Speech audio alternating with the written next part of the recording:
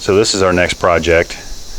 This is a Polaris 2x4 Magnum 425 liquid 4-stroke four-wheeler. It apparently hasn't run in about 3 years.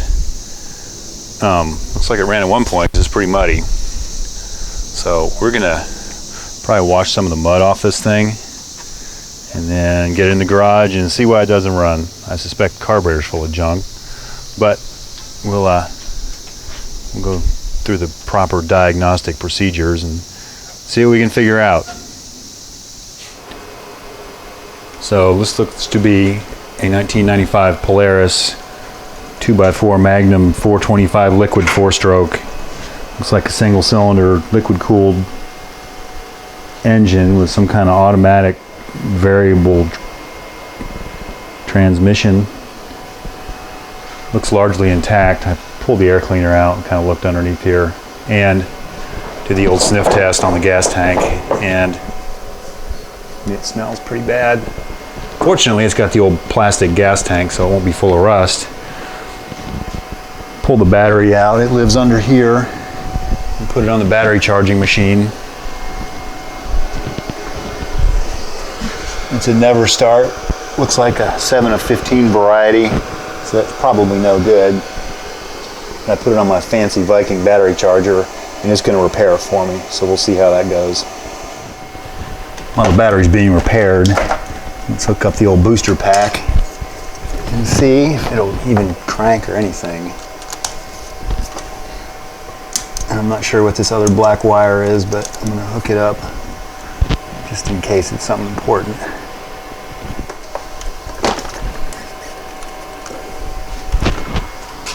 Key on.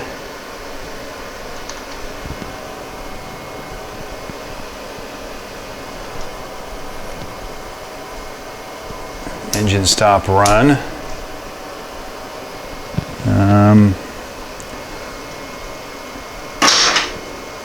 Alright, so there's the starter button. Let's see if it cranks.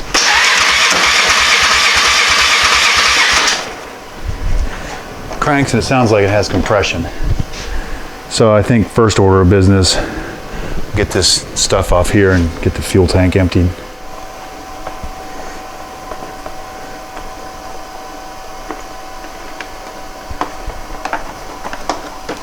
Big plastic screw right here. The one on the other side's already gone. Let's see what else we got here.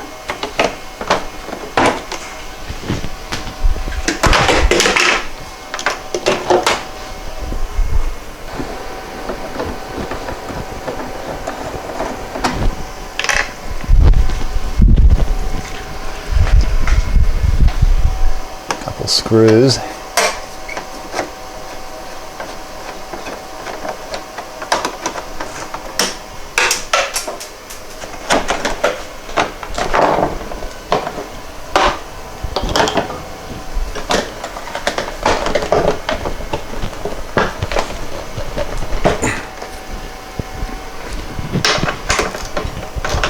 This thing actually has standard hardware. These are 1/2-inch bolts.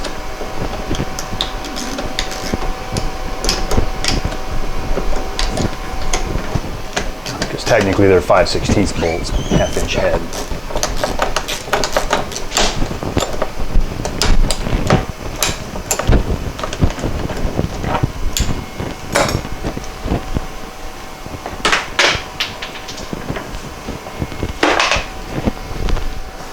Petcock right here. I'm assuming that's off. It's got a little spring-loaded doodad, and it looks like I can pull that out of the way, and it will kind of disengage itself.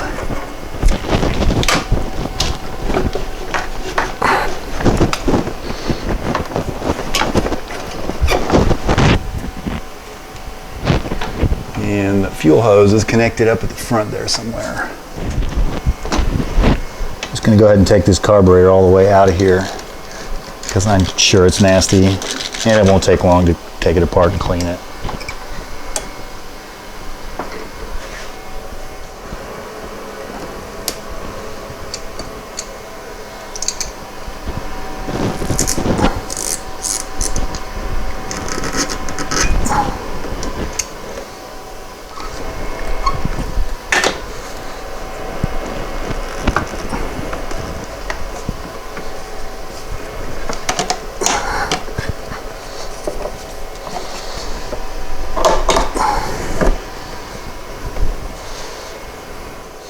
Ugh, smells even worse in here. Right, let me figure out how these doggone cables come off here. The choke appears to be stuck too. Great. To avoid the risk of screwing anything up, I'm just going to take the cables with me. I've got the choke out, and it's got this little doodad up here on the throttle cable, which is apparently electronic throttle control to reduce the risk of a stuck or frozen throttle. So it's got like a micro switch in here that I guess shuts your power off if it sticks, which is doing a pretty good job of sticking now. So I should be able to work this cable around and get it out of here. That's my hope.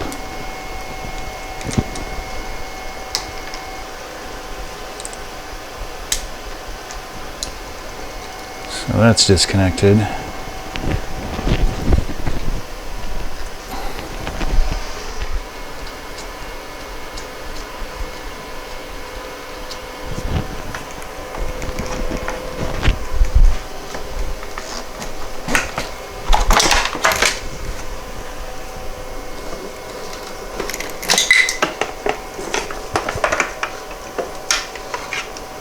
There, we've successfully freed the carburetor.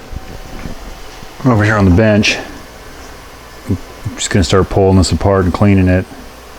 The float bowl looks as though somebody's been here before, so these screws are a little bit bitched up, so they might not be real easy to come out of there. Yeah. Let's see if I got a better screwdriver.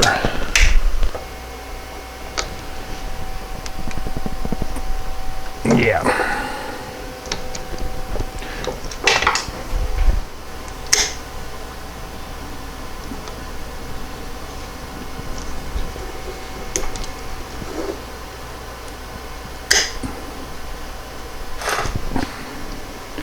So this isn't starting out very well. Ideally, I'd put some soft jaws in here, but my vise won't open up far enough. It's kind of a sketchy setup here.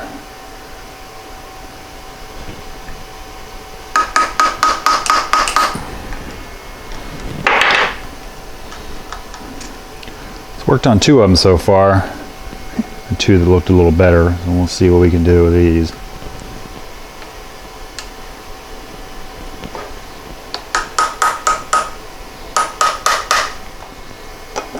Go ahead and squirt a little PB blaster in my eyes. See if that'll help. Let that sit there for a minute and see if that'll creep down in there.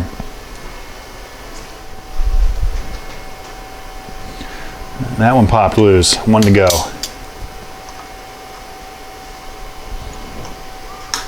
All right.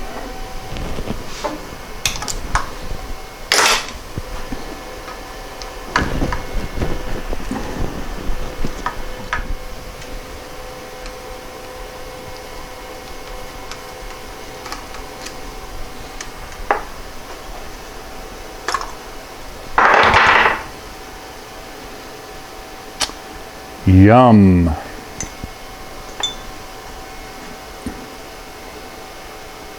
That's not even wet, that's straight up gooey ass varnish.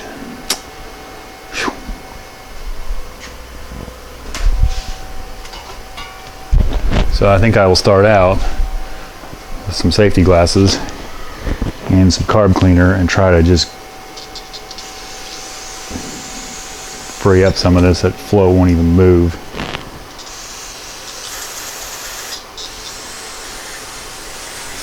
At this point, I'm glad we didn't try to start it. See if this float will come out of here. This pin should drive out.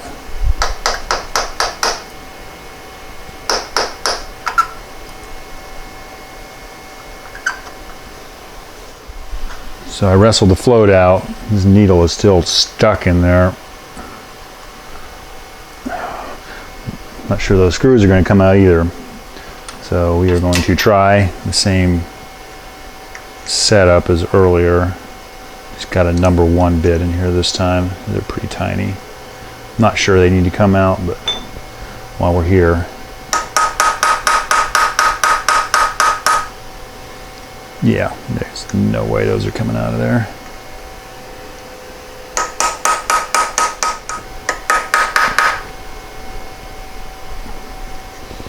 And that one went.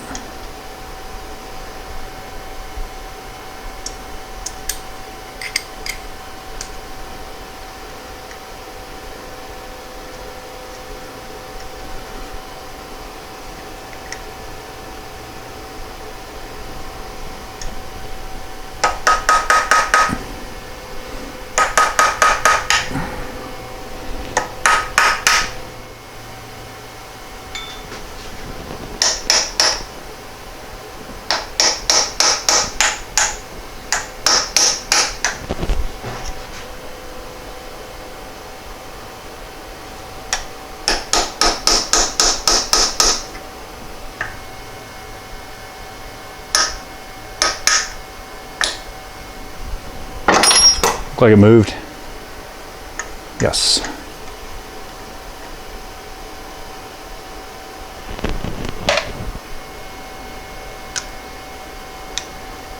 Wow. Totally goo. We'll put that in our little bucket here with a combination of PB Blaster and carb cleaner. Now I'm thinking that whole setup will come out of there.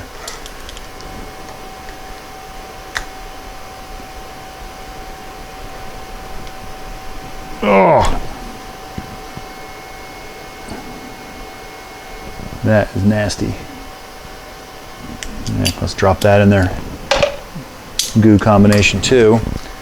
Okay, this jet, I tried on this earlier and it actually came loose. And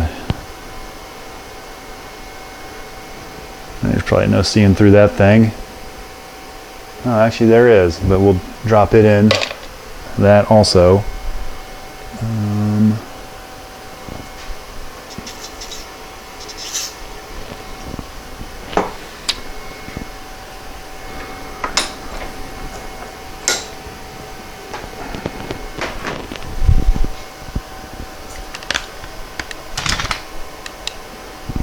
See, this will come off.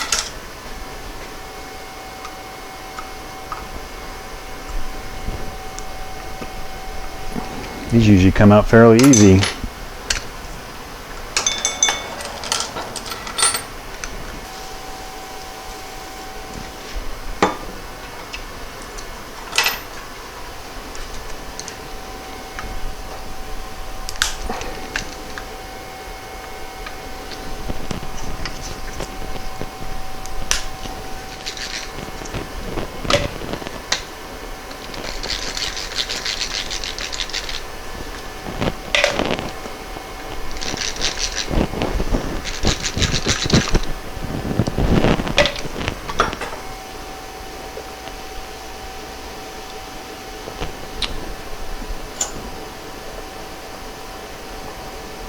Let's hope that diaphragm isn't jacked up anywhere.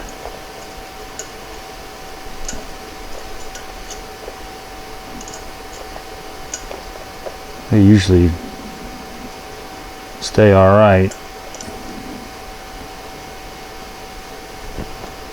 All right. She looks pretty good in this side, but this is just the air side, so there's not a lot to get that screwed up. So there's our throttle.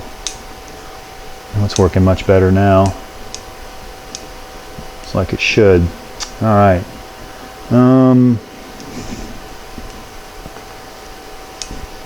Should we take this off, see what's under here? Let's try that.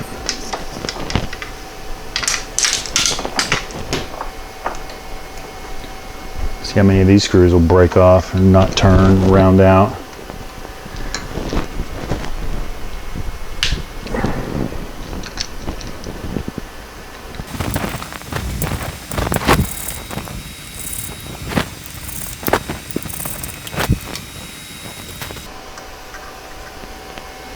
So this would be the idle speed.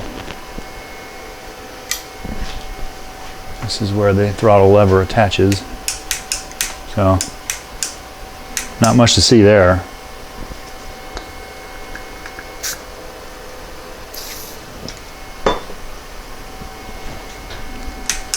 lube it a little bit. That cover can go back on.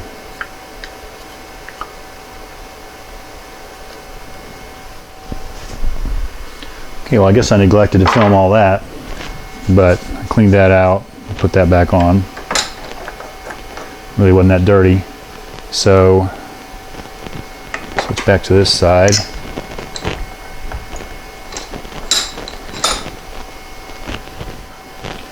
Still need to get all that junk out of there.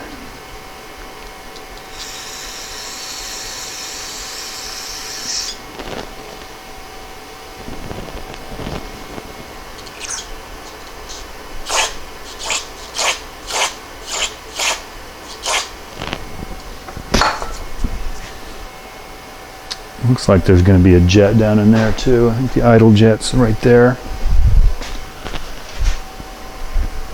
And that thing's tiny, so that's probably going to be really easy to strip. Yes.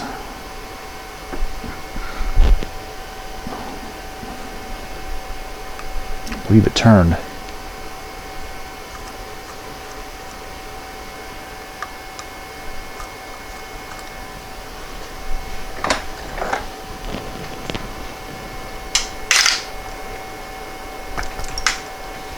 There it is.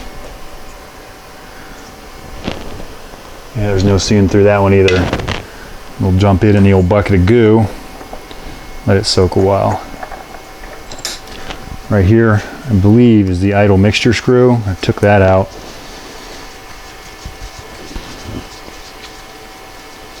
Blew some air through that. Carb cleaner, and I did count the turns. It was 1.5 turns. Set it back to 1.5 turns. Half, 1.5. That's about where it was. Still waiting on this needle and seat to unseat itself, so we'll let it soak in the goo a little while longer. While we're waiting on that, this is the idle jet. A good way to clean these is a piece of stranded wire. Cut the strands out and poke it through the hole if you can hit it. There. And then a little bit of compressed air. And try not to launch it across the room. That can go back in. And the main jet, do the same thing.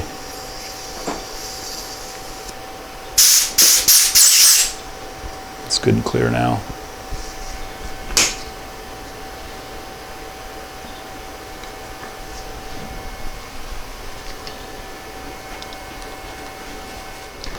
So I have spent like the last hour fishing this thing out of carb cleaner and messing with it and scraping junk out of it, and I still cannot get it out of there. So we're going to try the old vice grip method. This needle setup is square to allow fuel to run around it.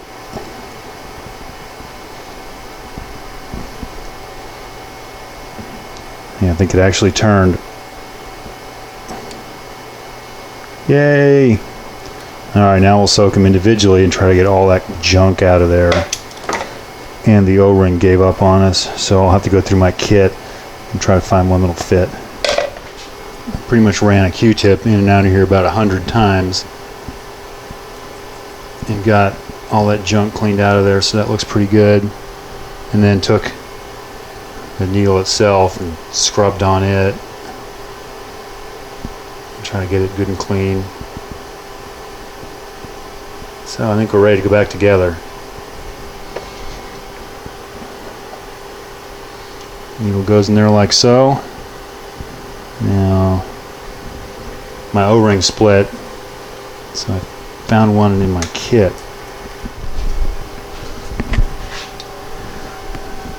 Didn't quite act like it wanted to go down in there. Try a little oil on it.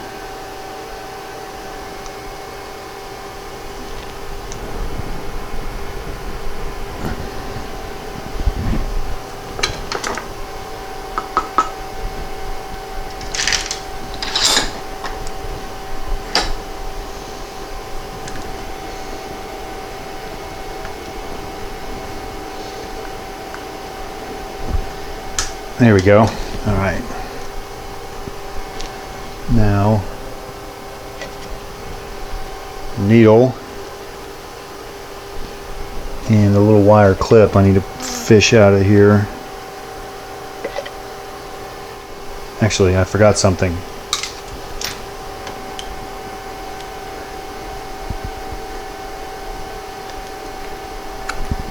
There is a little screen. So once the little clip's on there, it's easier to put it on the float. Drop it all in together. And the pin should go in.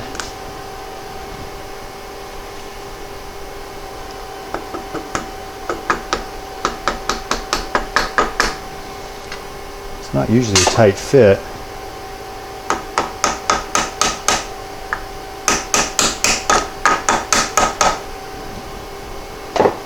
Typically the float bowl is designed in such a way where that thing can't get out of there. Okay, looks like we got all that back in. Now we take it all back apart and put this little stupid clip in there that I forgot.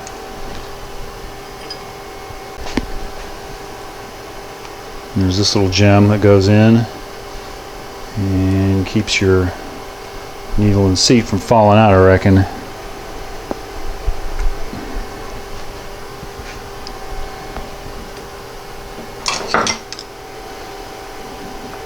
So I have a washer left over.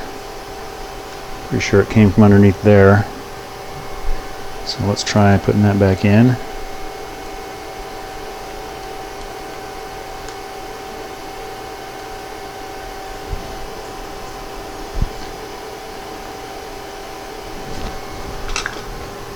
Cleaned out the float bowl. That gasket looks good. And that goes on like so. We put our half mangled screws back in and we'll be ready to put this back on. Okay, so we had no start condition, had spark, so let's see if we have compression. You see that? I'm going to hold the throttle wide open, keys on.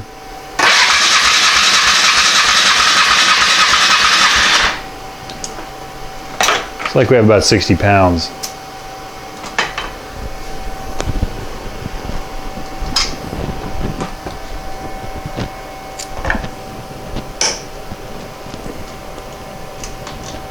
Which isn't a lot.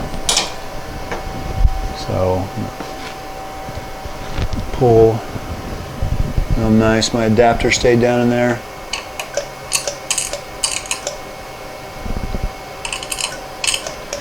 Shoot some oil down the cylinder.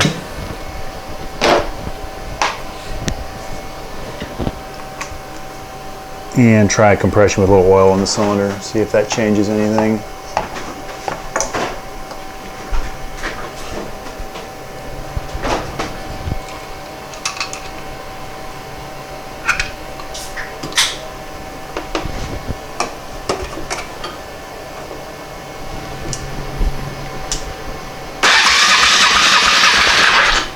Made the gauge fall over, that's for sure.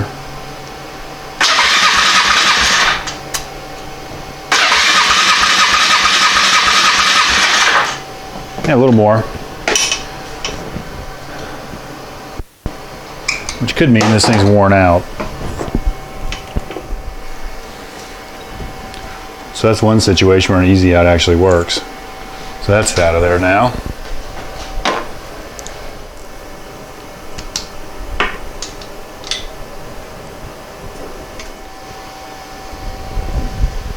Seems like I get bit every time I do this.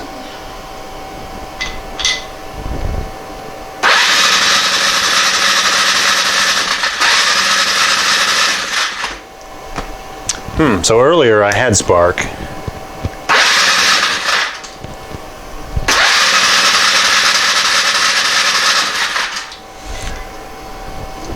I was in off when I was doing the compression test, that's why. So what's the next day?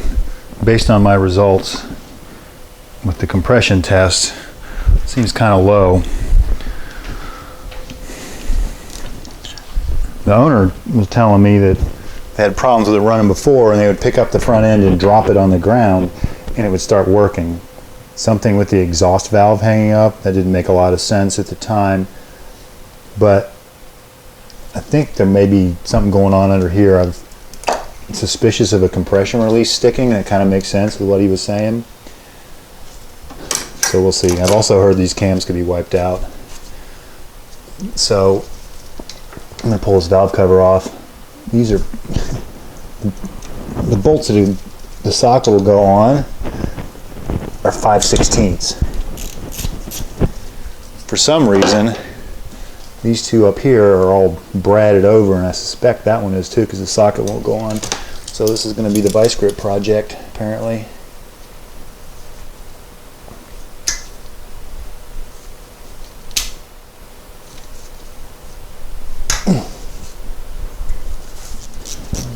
I'll bring it back for the reveal. Hammer and chisel were unsuccessful, also were the vice grips, so now we're getting medieval.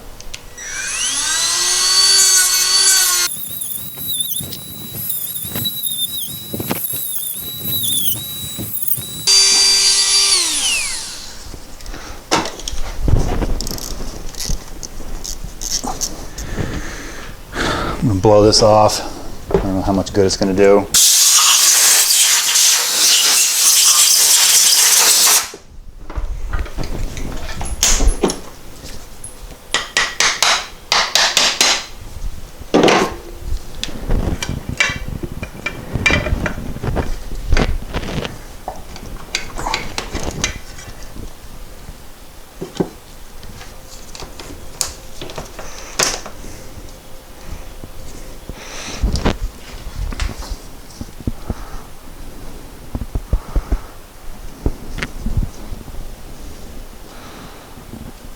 I figure out a way to rotate this thing. The pull starter is gone, so I may pull one of these side covers off and see if I can get a socket on there and turn it so I can look at this cam and check the valve clearance.